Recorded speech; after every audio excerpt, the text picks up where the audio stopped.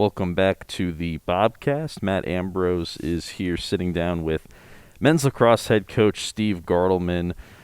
Coach, unfortunately, season coming to a premature end, but still a strong season for your club at 6-2 overall, getting those two ECC wins as well. Just want your overall thoughts on how your team was able to perform this season. Yeah, it's kind of an echo of last year where we do feel like we made just about the most of our opportunities. Couple losses this year, but they were battled out kind of games, 1-2 goal losses with an incredible team in Seton Hill. So I do think we made the most of our opportunities with battling everything this year, incorporated in addition to figuring who we are and how to play lacrosse. You have to figure out how to just get to class and get to your food opportunities and keep yourself safe and healthy and focused doing all this. It's tough. So I think we made the most out of it where we had a few pauses that we kind of bounced back from and still played great lacrosse after some of those pauses. We were able to get some conference wins for the first time in school history, able to get to a really high ranking for the first time, or a higher ranking, I think, than has happened in the past. So we're reaching some heights that we're striving for. It still leaves so much to be wanted, though, where we know that we're capable of so much more. But overall, this season was really special. The guys is a team that we just can't forget. They bonded through the tough times to come closer together. And when you don't get to spend as much time together, hour and a half practices versus 2 hours, no in-person films or less in-person films, you don't have as many of these chances to really connect and grow as a team.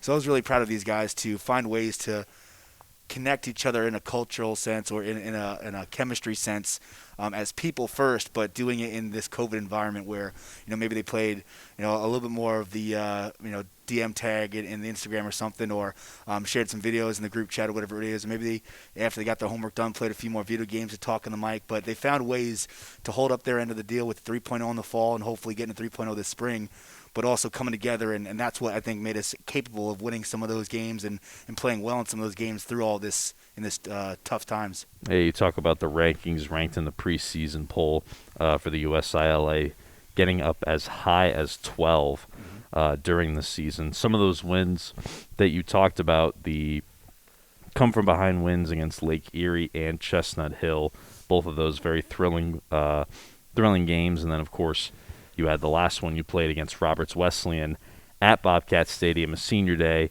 where you won by 1 goal and what turned into a tight finish there at the end against the Red Hawks.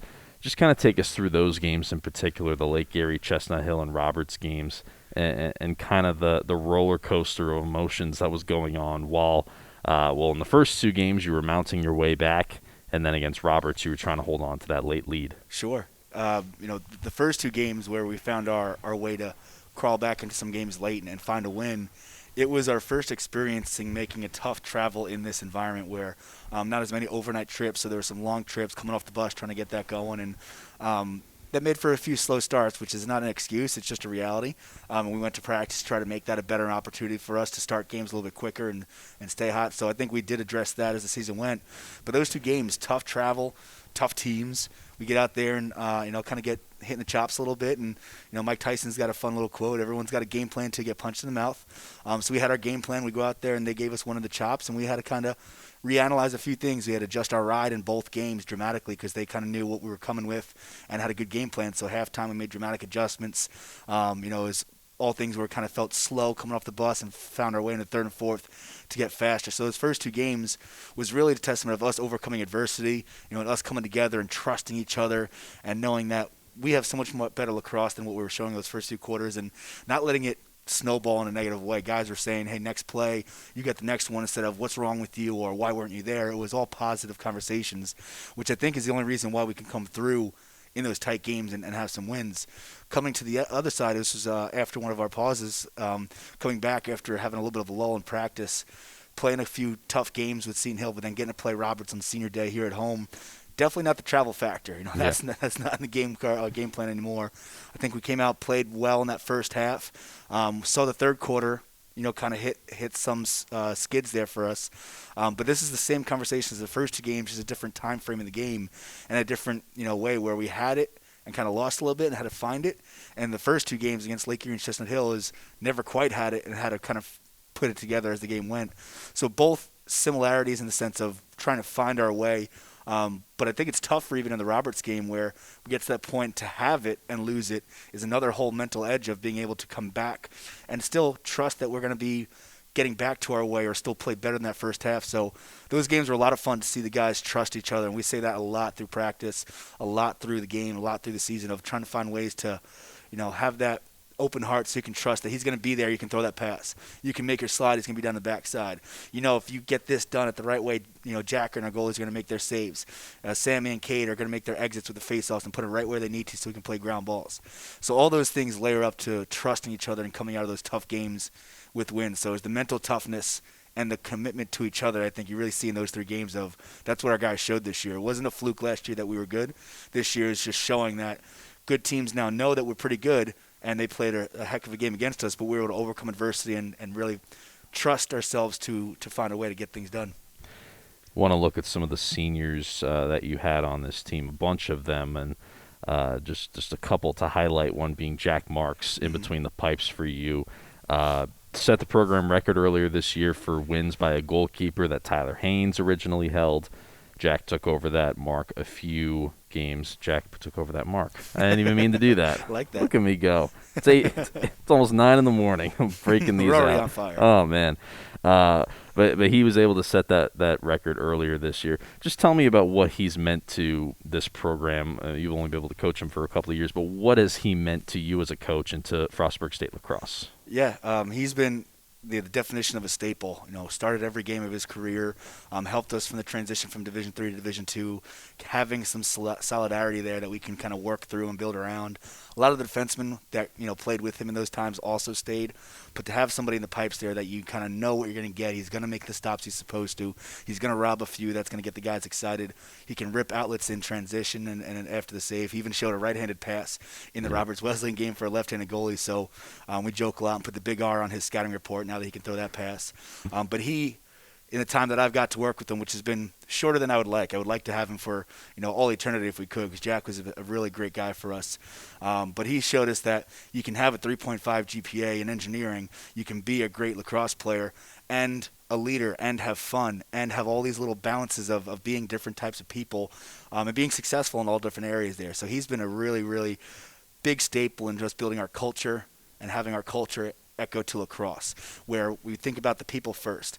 If we watch out for the people and help each other out, get good grades, help each other out, moving a couch when he needs to, this guy's not going home for Easter, you're going to come hang out with me, and all those people connections, that's when we get to see the best lacrosse. And Jack was always about the people, but it kind of translated into the field where sometimes he cared so much, it would come out in too intense of a conversation. That was the first year with him. By the end of that first year, he saw how his conversations mean so much because the team respects him so much, because they look to him for so many of these opportunities. So he made a small transformation in how he communicates to the guys, but everything else was exactly what it's always been, staple of student-athlete, on time to everything, works his tail off in the weight room. If he's got an injury or a bruise, he doesn't take the day off. He finds a way to adjust the workout and get things done. Still practices, still plays. So he is everything that we look for in one of our student athletes. Academic focus, there for the people, and he's a rock star in the sense of how to be an athlete and train and prepare himself to do the job. So we're going to miss Jack for sure, but we hope to see him often in the alumni games, challenging our guys as they go forward, but also staying in touch and seeing what he does in the business world, because I think he's going to be a successful guy. Paul Rupert as well, one of your top offensive players for a number of years. Reached the 100-goal plateau this year, moved into second place in program history in goals during the Roberts game. He was always someone that you could count on the attack to find the back of the net. Absolutely. He, every year, put so much work into his physical potential. He got faster, quicker, and stronger every year that he was here with us. And he can create so much. His vision is incredible. He can see the field. He may not have had a ton of assists this year, but he had a lot of those hockey assists where his dodge drew action and he moves it up the wing or swings it to the backside, and we get one through Bubba or Clinton on the backside, but he started a lot of the action. Even in the Roberts game, senior day, he kind of showed what he's capable of, where we were playing in that first 2 or 3 possessions really deep into the shot clock. 5, 4, 3, 2, 1. Paul comes off a pick top side twice and just hammers one from about 14 yards on the run, sweeping. So you can really see his skill And that skill comes from how much work he's put in the off time. He's always on the wall. If I just come in, want to check something in the office, or if I'm leaving late, coming early, he's usually there putting in some type of work on the wall outside in the auxiliary gym, shooting with Mike Sipes and Jake O'Flahoven, one of his guys on the team that they really like to put in work together. They're always working, and Paul was just so special this year and his whole career without question. But this year I thought he was on a warpath to really create and put the ball in the net. And he did an outstanding job, shot really well. I think he was at like 45% or so on his shooting percentage, 70% on cage. So he was getting to great spots, putting them on net and filling the net up. So he did an outstanding job in all the things he's supposed to do in his attackman. And then what we ask of our attackman to do a little bit more is ride and be an extra defender out there.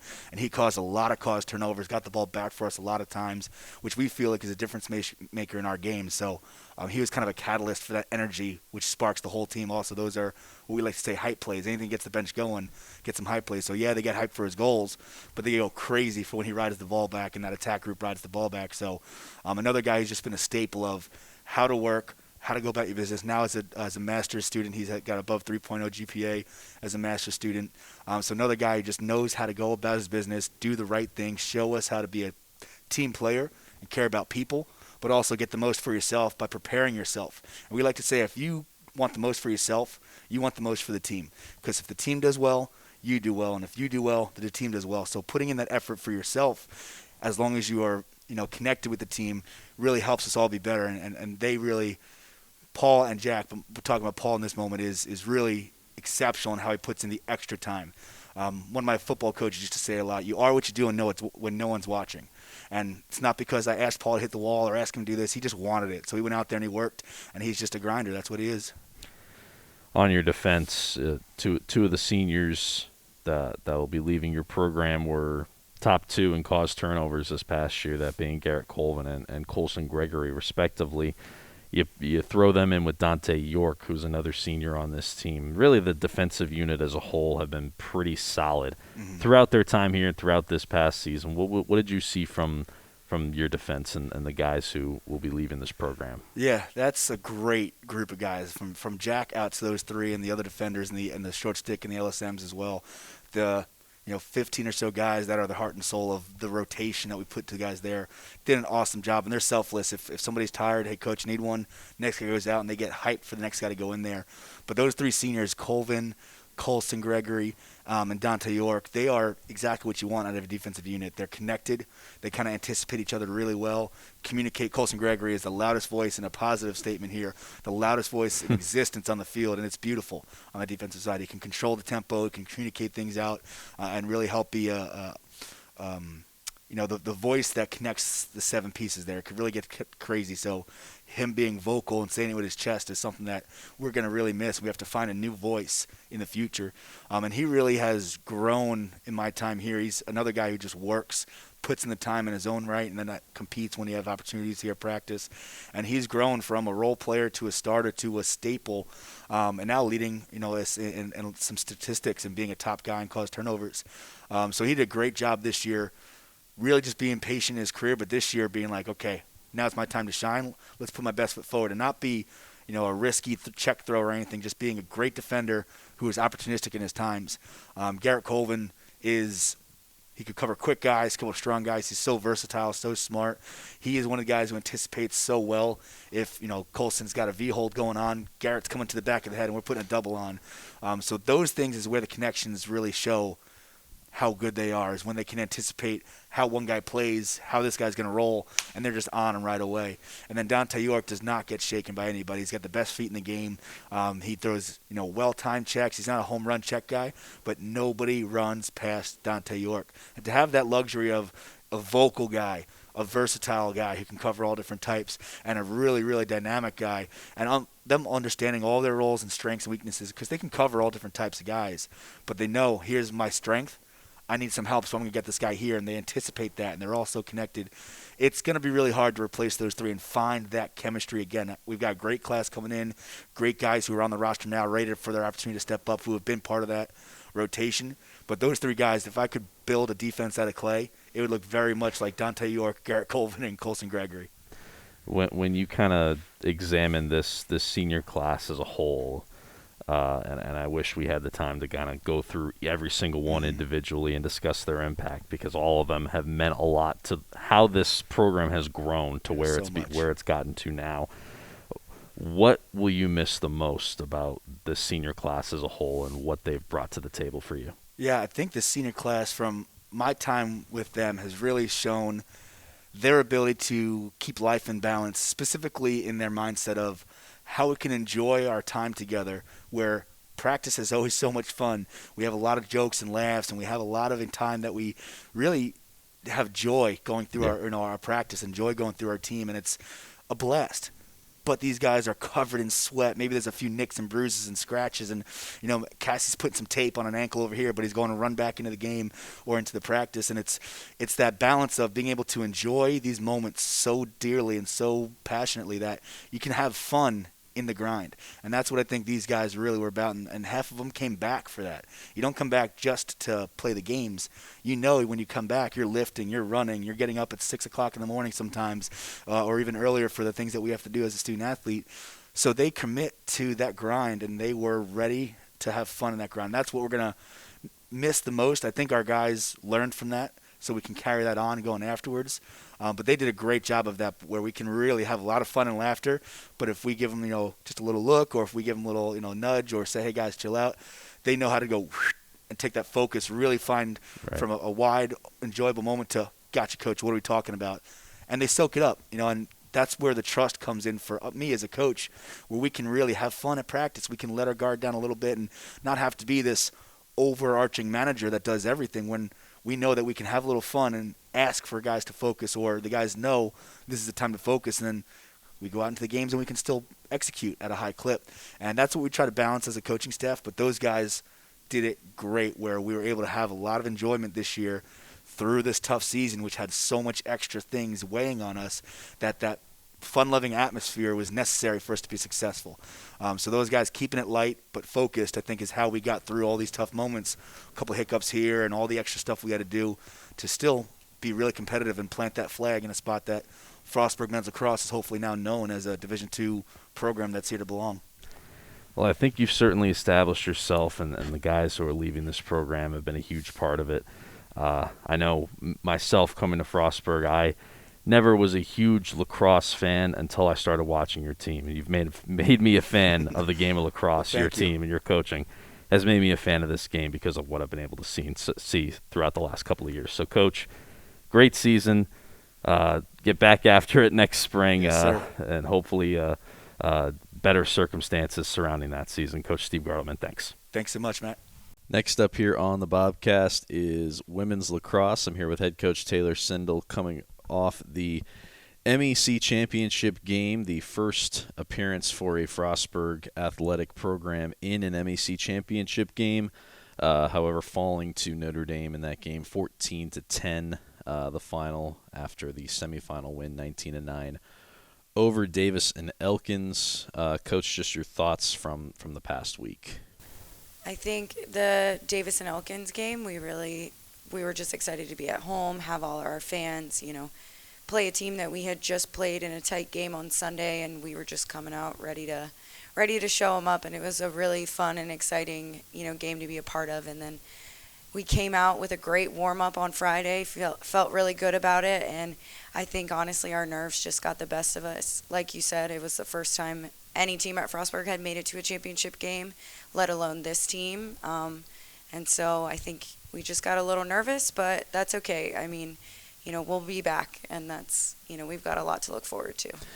And you just brought it up. Despite that loss, you still became the first Frostburg team to play in an MEC title game. So, I mean, obviously the disappointment is there from the loss, but what sense of pride do you have in being able to wave that flag, saying, hey, we were the first to be able to do this since the move to D2?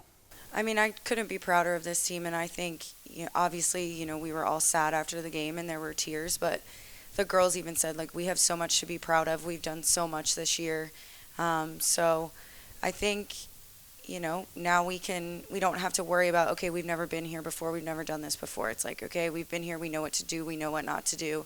And the future is really bright. I mean, I think we showed a lot of what we're capable of, but we didn't even, reach our peak at all. So I'm really excited to keep this forward momentum going. When you look at that Notre Dame game, it was an even first half, tied at 5 going into the locker room at halftime. Notre Dame seemed to kind of pick things up in the second half and come away with the win. What changed in your eyes over those final 30 minutes? I think we just had a lot of unfortunate calls that, weren't really going our way from a refereeing standpoint. And I think, again, we just got nervous. And, normally we are a second half team, but I think knowing that this was our last game and this was, for all the marbles, it added a different level of, intensity and nervousness and everything. And I think losing Cammie to those 2 yellow cards really, played a role. And one of Steph's goals getting taken away, that's 3 goals that could have changed the momentum of the game. So we had our moments where we could have staged a comeback, but if we had had maybe 5 more minutes, I think we could have at least taken them into overtime. But it was just too little too late for us. 3 of your players were able to garner all tournament team honors. Anna Kearney, Summer Cavey, and Lindsay Coleman. Those have been 3 huge players for you throughout the season. But how important were they for you just in your tournament run alone this past week to get to where you got? I mean, Lindsay, first and foremost on the draw. We've kind of switched in and out of draw players all season, but she really has stepped up, and especially over these last 2 games. I mean, you could tell she just had this fire that she wanted it. Summer's always been a go-to player for us. She always crushes it. So there was no doubt in my mind that she was going to get that honor. And then Anna, she had kind of been in a little bit of a lull, a little bit of a slump, and she really came out ready to go against D&E, and so we were excited to see her come back into, how she normally plays. And how about McKenna Shea as well? She was just kind of thrust into the starting goalkeeper role late in the season. But, I mean, she was, despite the loss, she made 15 saves in the game. She was a brick wall for a lot of that game. Made some really, really impressive saves as well in some key situations. Yeah, McKenna was phenomenal. I mean, I've said all season her and Whitney are always head-to-head. And once Whitney got injured, I think that really, amped up her game a little bit because she was like, I have to play well because there's no one else who can go in for me. But she was absolutely phenomenal. I know she only had 5 saves in the D&E game, but she caused so many turnovers. She had so many ground balls. And then in the Notre Dame game, I think her and our defense both had great games, probably their best games all season. And McKenna even said, if you're going to get beat, just foul them and put them on the 8-meter and I'll make the save. And she did every single time. You can't rely on your defense to win the game for you. This was a team that had a ton of goal production from multiple different areas. You had 5 different 30 goal scorers. I tried to look back to see the last time that happened. I couldn't find it with how far back our stats go, which is to the early 2000s. I couldn't even find it. But of those 5, 4 of them are coming back next season. Cammie Schneidwin, Lily Stevens, Anna Kearney, and Stephanie King. The one you lose being Summer Cavey, who I want to get to in a second. But what does it mean to have that level of goal scoring, that level of offense coming back next season, and also have both Cammie and Lily and Anna, 2 of them being sophomores, 1 being a first year, them being able to perform so well so early on? It's super exciting. I mean, we talked about it all season.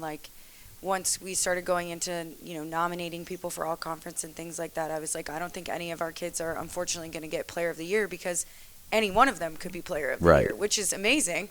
It just, sucks for them that they don't get that recognition. But it's really exciting that we're bringing them all back. We do have a really big freshman class coming in. So to have those 4, and Lindsay Coleman, who's also coming back, I think, she's going to step into a bigger scoring role for us next year.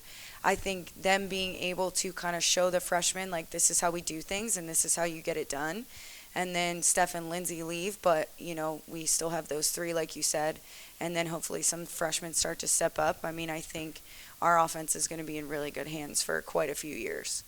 Summer Cavey moving on from the program after this year. She has been someone that obviously is one of those 530 goal scorers, but she contributes in so many other areas of the game. What kind of player is moving on from this program at Summer Cavey? Her and I had a conversation after the game, and she actually made me cry talking about this because she is just one of those players that she has left such a legacy here at Frostburg, and she has really changed this program. She might not see it, and people might not see it on paper, but just her mentality and her work ethic, like, it really rubs off on people. And, our girls say all the time, like, I want to be a player like Summer. She just loves Frostburg, she loves lacrosse, and she loves her team, and she was willing to do, whatever it took to make the team successful. And, we can't thank her enough for everything that she's done for this program, and I wish I could convince her to come back for another year, but she's moving on to bigger and better things. But, she has just been a rock for us, and, people are going to remember her for years and years to come. When you look back at what this team was able to do this year, the strengths that they had, where can this team go from here? Obviously, a strong year this year. Twice now since moving to D2 that this team has been picked to finish first in the conference. This team has a lot of talent, so where can they go from here going into next season? Well, definitely looking to win that championship Yes. next year for sure. And then I think next year as well, being our final year of like our provisional year, really just see like what we're capable of outside of the conference. So we're playing Davenport and UIndy to open up our season next year, both top 25 programs. UIndy is like in the top 5, if not the top 3. Mm-hmm. So that'll really give us a test of, okay, we can compete in conference, but if we want to make it to the NCAA tournament, what else do we need to tune up? But I think, we've laid the groundwork, and now it's going to be a lot easier for years to come. Kids coming in and learning our systems because the returners now know them instead of trying to teach everybody at once. So I really think, next year definitely, I'm not a betting person, but I think we're pretty fired up to win the conference next year. And then hopefully that next year, once we've worked all the kinks out, we'll at least be competing for a spot in the NCAA tournament, if not making it. So I really think, like, when I took this job, I said the sky really is the limit here at Frostburg. And, I feel confident that we can build a nationally ranked program here. So excited for that. Well, Coach, had a blast watching your team this past season, and only bigger and better things to come. As always, thanks for joining us. Thank you. Next up here on the Bobcast, we're talking softball with head coach Bill Vasco, coming off the final weekend of your regular season, playing down at West Virginia State and Charleston, earning a victory against Charleston on Sunday to lock up the 2 seed in the North Division. You will take on Concord in the first round of the MEC tournament that gets underway on Friday afternoon. And then we'll see how the rest of the tournament plays out from there. You'll have 2 games, one way or the other, on Friday. But before we get to that, just want your overall thoughts from this past weekend. Obviously we're a little bit disappointed in the way the week went. We knew the competition was going to be a little bit better than what we had been seeing facing some of the top teams in both the North and South Division. I felt like, other than that first inning against Wesleyan of the first game, that we were pretty competitive in all of the games. Gave ourselves opportunities to be right there in every single game. But just, we didn't execute in all of the phases like we needed to do against better teams. Some things that we had gotten away with against lesser competition kind of finally caught up to us a little bit, whether it was, something with pitching or defense, base running, not getting timely hitting. So that was a little bit frustrating, but, I think our players realized and understood that even though we were playing some of the top teams, that we were right there with them. They didn't feel like, I think they thought that, here come the top teams. They're going to be so much better than us, and, it's going to be really super tough. But, we were competitive, and I think they felt like we were as good as or better than some of those teams and probably should have walked away with more wins if we had played a little bit better. So, even though we're disappointed with that, I think now that we've finally made it all the way through the entire conference season, that we feel pretty good with where we're at right now. And, Now we're heading into the conference tournament. It's a brand new season where anything can happen. So it doesn't matter what happened during the regular season now. It just matters about how we perform in the conference tournament. In that win over Charleston, you were being just one hit into that sixth inning and then put together some runs late in that game to end up with the victory. Scored a run in the sixth to pull within a run, and then a 4-run seventh to take the lead and eventually win. Take us through kind of the ups and downs of that game in particular and how you were able to fight back at the end. Yeah, we had a rough start defensively in that game that kind of put us in a little bit of a hole. Just wasn't going our way. And, weren't swinging the bats really well at all. Charleston's number one pitchers was pretty good. But Katie Ernst kind of got things sparked with a couple big hits in that game there to get the offense ignited a little bit. So it was nice to be able, especially how we had performed earlier in the game, to be able to bounce back and put some runs on the board and give ourselves an opportunity there. And then Sierra Sanderson came in and got some quality innings to kind of keep Charleston at bay a little bit. So we were fortunate that, towards the end there, we got the timely hits at that point that we needed to kind of reverse our fortunes a little bit and get things turned around and walk away with a win. You brought up Sierra Sanderson. She had a big hit to widen the lead in the seventh inning in that game. But then, like you just mentioned, 3 2/3 pitching without allowing a run to end that game and earn the victory. What does she bring to the table now? She's contributing in the circle. She's your team's leading hitter. What does she bring to the table day in and day out that is allowing herself and by association the rest of the team really to have success? She brings a lot of tenacity, competitiveness. So she wants to do well in everything that she does and puts in a lot of extra work. So it was nice to be able to see. We haven't utilized her a significant amount during this year just because we haven't really needed to.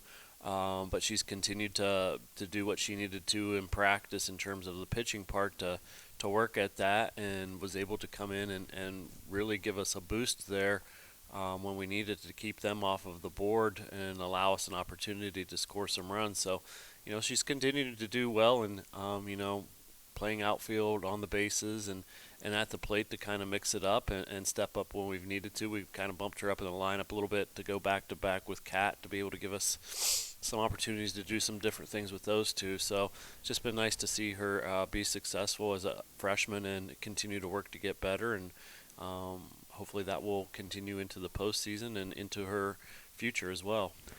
Yeah, another player you mentioned earlier was Katie Ernst and how she was able to set the tone offensively in the Charleston doubleheader. She's a player who got off to a really hot start this season and then really struggled at the plate throughout the majority of April. So how welcome of a sight was it to see her perform the way that she did at the plate over the weekend? That was huge. I mean, not only for us as a team, but also I think for her confidence-wise. Yeah. It looked like how she looked back early in the season, just, making good, solid contact and driving the ball all over the place to the wall. So, I know she had been putting a lot of pressure on herself to kind of continue what she had done with such a hot start at the beginning of the year. And I think that took a little bit of a toll on her mentally and emotionally. But she's hung in there. I mean, we've continued to put her in at second and catching and given her some opportunities hitting and sometimes put her in the flex position just to allow her to play defense. So she's continued to work hard and do what we've asked and has played well defensively both at second and catcher. So it was really nice to see her break out and have some big hits and, not just, we're not talking little base hits or whatever. She had a three or four to the fence, I believe. I mean, I'm not sure. I didn't have a chance to look at the box scores afterward, but she had 2 or 3 triples and a double, something like that. So she really stepped up and drove the ball and was a huge part of not only the game 1 win, but keeping us right there when that one inning that we had in the second game as well to give us an opportunity to stay with Charleston and keep us where we were with them in the game 2 that, we ended up losing in the 10th inning, which was unfortunate. But, I mean, it was super nice to see her do that. I'm sure she's relieved a little bit, and hopefully that continues. Something that has been a weapon for your team this season has been stealing bases and being active on the base paths. And actually this past week setting a new program record for stolen bases in a season, beating the record that you guys set 2 years ago, and getting past that again this season. How important is that to the way that you want to play softball, with being active and sending runners and being aggressive on the base paths? It's really important because if we're able to have a large percentage of success, it gives us an opportunity to move base runners into scoring position without having to give up an out. Now, we've gotten thrown out a little bit more recently because I think we're facing better catchers, and teams also understand that we're going to continue to run, so they're kind of prepared for that. But Bree and Kat especially have done a tremendous job of ensuring that they're on time when they leave, and having good footwork to get off the base and sliding into the bag to be successful over and over again. I mean, it's not just a matter of just straight speed. There's some technique involved to be successful at it. So, like I said, it's important because if we don't have to sack bunt to get somebody in scoring position and we can steal instead, and we've taken some chances in situations where the game was close towards the end of the game where we stole instead of sack bunted and it worked out. I mean, the risk part of it is you lose a base runner and you get an out, where if you sack a bunt you're going to get an out and you hope you at least advance the base runner. But if you can do it without giving up an out and giving yourself one extra at bat to drive that runner in, just the metrics part of it is huge to help you have a better percentage or better opportunity of scoring those runs because you got an extra out to work with. So that's been a huge part throughout the year, and the players have really bought into it and understand that what we do can allow us to be successful and continue to do that. And we'd kind of set a goal of getting to 100 by the end of the year. I don't think we're going to quite make it. We had a few games that were canceled, so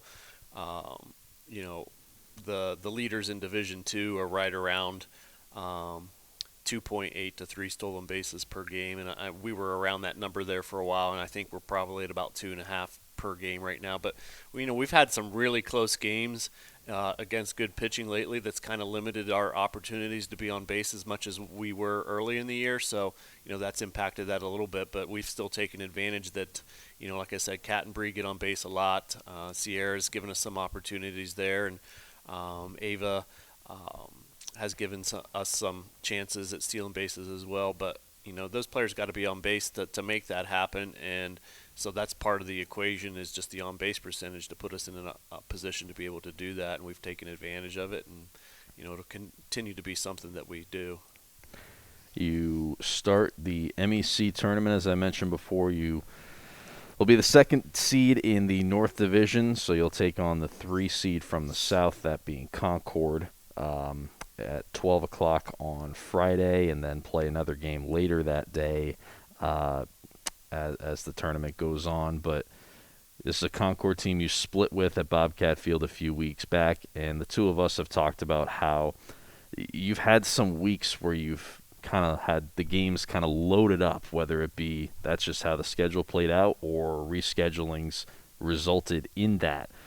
So considering that, how well equipped do you think your team is to go into a tournament style like this, where you could be playing 5 games in 3 days over the course of the weekend? I don't think that's going to be an issue for us at all. I think we'll have a day off today. We'll have 2 days of practice this week. We'll get in a little bit of hitting on Thursday. The being able to, obviously playing a lot of games in a short period of time takes a little bit of a toll on your pitching staff. But in terms of what our players have had to endure the past few weeks in terms of number of games, whether it's back-to-back days or several games in a week, that's not going to faze us at all at this point. I think that it did take a little bit of a toll on us throughout the season with a number of games packed together, just because we didn't probably get the recovery that we needed. But now that we're kind of at the end of the season, I think kind of having today off and just being able to, I know the players are in finals and everything, but, as they wrap up with their finals and we get some practice time in and everything, I think we'll be prepared that, whatever we need to do, as long as we give ourselves the opportunities by winning games to keep moving forward, we'll be totally prepared for that short turnaround in the number of games that we're going to play. Well, Coach, I wish you the best of luck heading into the conference tournament this weekend. And as always, thanks for joining us on the Bobcast. Thank you, sir.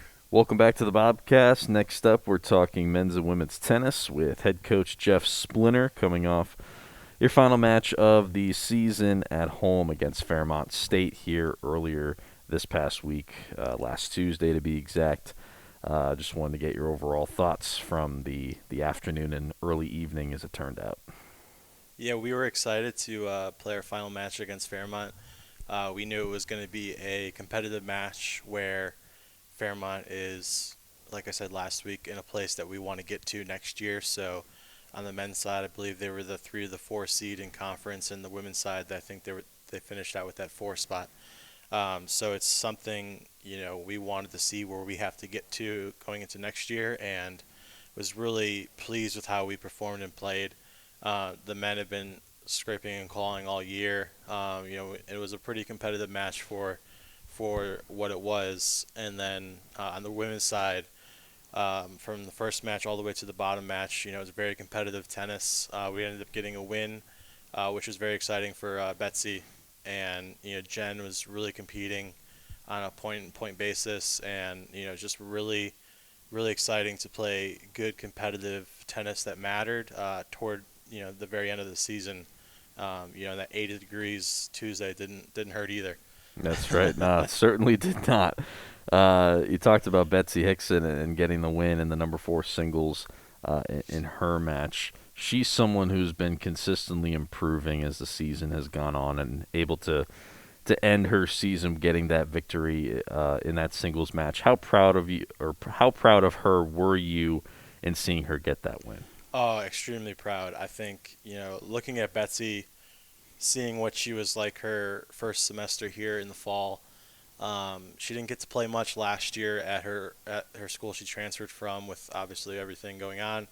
But she stepped in and, wasn't the most confident person. She definitely had some room to grow, but she kept an open mind, and throughout the entire fall and spring semester, she was just getting better every day in practice. And you can see, by the end of that semester, that last match in Fairmont, she's just playing so confident, and she knows exactly what she's trying to do out there. And I think that's the most encouraging thing for her and a lot of the other girls on the team is we all understand exactly what we're doing out there, and we're not going to let a really good opponent stop us from doing that. So the girl she played has been pretty successful all season long, and she just stepped out there and grinded her way to victory. And very, very excited for her, and she's had an exceptional year. You mentioned Jen Dieterle as well, and how she was able to perform strongly in her singles match as well. And just another kind of player on the women's side that we just consistently, match after match, are starting to see that growth start to develop. What have you seen? How have you seen her progress throughout this season? Yeah, this semester was Jen's first semester starting. Last year, she was right outside of the starting lineup, and she played in a couple of exhibition matches where she was able to get some of her nerves out, thankfully, because she came in this year and had no room for nerves, because she's playing in some very important matches, which she did very well in. I think when we look back at Jen and her progression, is very excited about her progress of just being a little bit more on top of her shots. She's someone that is hard to play against because she's very consistent. She plays long rallies, and she kind of just waits for you to miss. She's very quick and can run everything down. So I think the most encouraging part of that last match against Fairmont was we were able to see a little bit more of her weapons come out. It's something that we haven't seen, but we've been practicing a lot with her in practice of her being a little bit more aggressive, stepping into a lot more of her shots. 'Cause she was playing a girl in Fairmont that was also very consistent. So, I mean, they had some ridiculously long rallies. I think my assistant coach counted about 67 balls in a row. So, that was almost every point. They were playing 20, 30 ball rallies, just waiting for the other person to miss. And I really loved the way she stepped in and was a lot more aggressive with some ones that she felt a little bit more comfortable with. On the men's side, not as part of the competition on Tuesday, but Origin Greer able to get second team All MEC honors this past week, and he's been someone that's really been impressive on the men's side. What does it say about how he's played this season for him to get this award or this honor this past week? Yeah, I think it's super impressive. For us, first full year being in the Mountain East Conference, getting someone on that all conference team, means that we are in the right direction, and we are building something. I think it speaks a lot more to the leadership on the team with Tim, Jeff, and Mason. Building him the right way, where Origin came in not necessarily the most in he just he kind of came in and wasn't sure of himself. I think Tim and Mason and Jeff really put into him the confidence and the kind of flair that you need on the court to be a number one singles player. He got a lot of good confidence from Jeff and advice, because Jeff had played one singles last year. So, it was really great to have two number one singles players on our team this semester where, we knew because of those two we could be competitive in a lot more of our matches. And, Origin, just from the weight room, from the practice courts to the match courts, him and the rest of the guys on the team really put forth a great effort this semester. When you look at the veterans on this team, and you touched on it a little bit there, but for both sides, how integral have they been, not just this season in kind of playing well themselves and kind of fostering the young players, but how have they been impactful throughout their time at Frostburg and being able to grow their game and the game of others?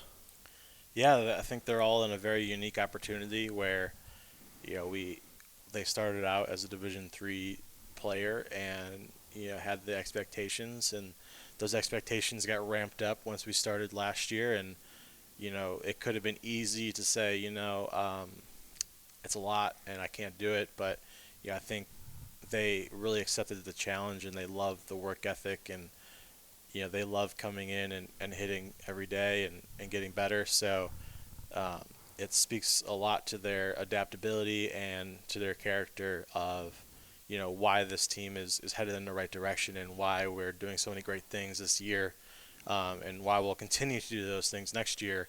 It's a lot with that veteran leadership that we have. This team showed considerable growth this season, and when you kind of forecast what can happen once you get back to what we hope is a more normal-looking season come the fall/spring for your teams, where can this team go from here? Where, in what areas does this team really start to excite you when you look towards the future? Yeah, I mean, we're bringing in the cavalry next year, so we're already in the battle, and we're looking for those couple more reinforcement pieces to get us all the way. We're looking to be a top 4 team next year, and we had those expectations for ourselves, and that's why when we played Charleston, West Virginia Wesleyan, West Liberty, Fairmont, we took them as a challenge, and we didn't say, oh, like, whatever, this team is better than we are. We wanted to see, playing our best, what it would take. And, we had some really good competitive matches. Like we said, Origin has had some very good matches at number 1, and, we see him as a number 1 moving forward. And, Manny did a great job at number 1 singles, so it's just continuing to provide a little bit more depth so that we can win at those critical 3 through 6 spots where, those matches can go either way. And we saw a lot of competitive matches, and we want to make sure we're coming out on top of those matches into next year. And I think with the freshmen we have coming in, with the players we have coming back, really the sky's the limit. And with how hard this team works, there's no reason we can't accomplish that next year. Well, Coach, looking forward to how this team can continue to develop and what they'll look like come next season. Thanks as always for joining us this season on the Thank podcast. you.